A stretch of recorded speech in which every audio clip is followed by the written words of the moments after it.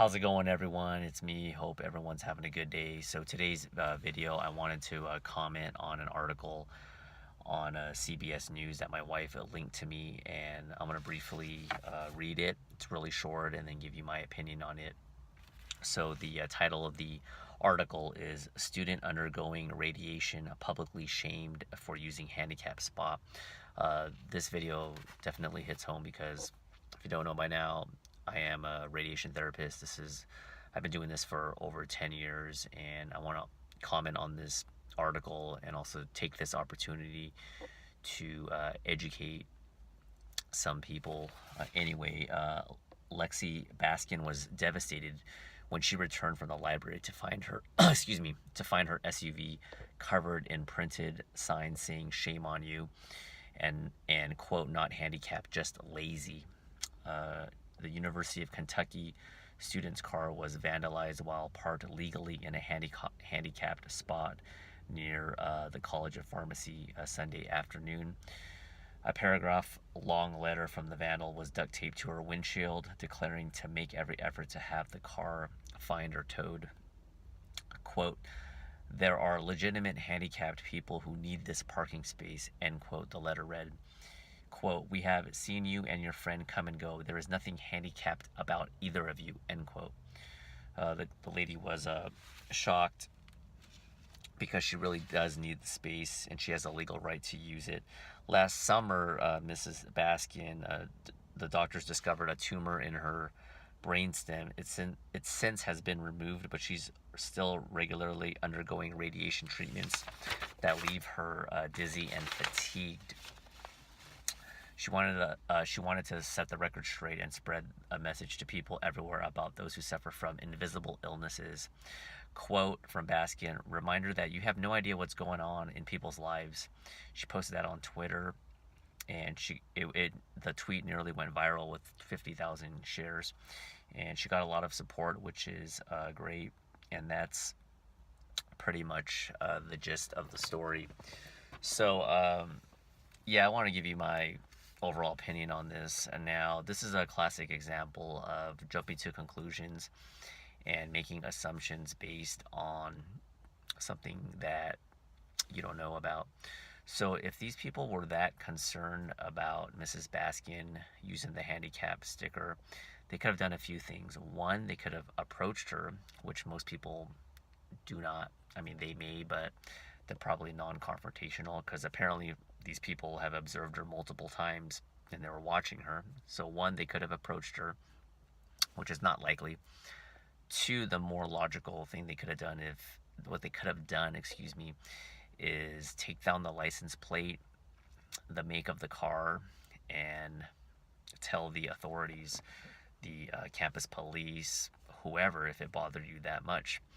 That would have solved everything. You wouldn't have had to write a letter, and now you look like a fool for being malicious to someone who has an invisible disease.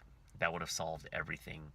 The campus police, or whoever in charge of the enforcement of the parking, would have saw the plate number, eventually tracked her down, asked her to see they would have asked her for some documentation. She would have shown the letter or documentation, because we do that at our work, where patients need a handicap sticker and a doctor has to sign off on it.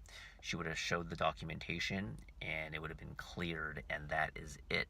But unfortunately, these people took matters in their own hands and decided to write this letter. They're still trying to find out who it is. Now, I, for one, do not like people that take advantage of the system. Now, I did a video a couple months ago, and I'll link it somewhere in this card or in the description box, about if overweight people should deserve a handicap sticker. That's a complete separate issue. If you want to check out that video, go ahead and check it out. But as far as the invisible illnesses and her going radiation treatment for a tumor, this is something that I want to take this quick opportunity to educate and let people know that when you think of cancer, what is the first thing that pops in your mind? I want to ask you that, and comment in the comment section before I proceed. and then proceed with this video if you like. The majority of the time, I would like to believe that the public uh, usually perceives cancer with chemotherapy, losing your hair, really gaunt, losing a lot of weight. This is 100% true.